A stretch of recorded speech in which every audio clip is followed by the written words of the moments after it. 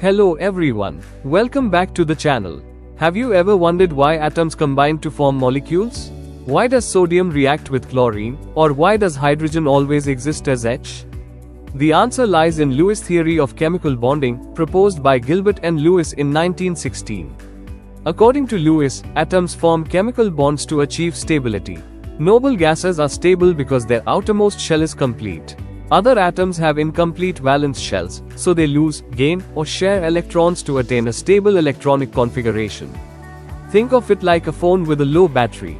Just as a phone needs charging to work efficiently, atoms need a complete valence shell to become stable. Now, let's understand the postulates of Lewis' theory. Only valence electrons participate in chemical bonding. Atoms become stable by losing, gaining, or sharing electrons. Most atoms follow the octet rule, which means they try to have 8 electrons in their outermost shell. However, hydrogen follows the duplet rule and needs only 2 electrons. To represent valence electrons, Lewis introduced Lewis dot symbols. The dots around an element's symbol represent its valence electrons. For example, sodium has 1 valence electron, oxygen has 6, and chlorine has 7.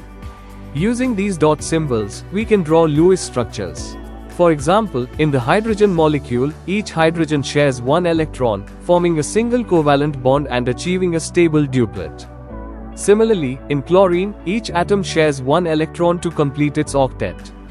In water, oxygen shares electrons with 2 hydrogen atoms, forming 2 covalent bonds.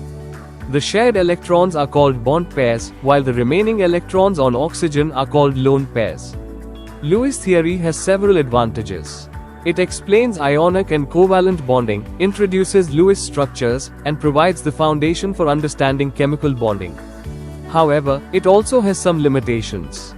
It cannot predict molecular shapes, bond angles, magnetic properties, or explain molecules with incomplete or expanded octets. These limitations led to the development of more advanced theories like the VSEPR theory, which we'll discuss in the next lecture.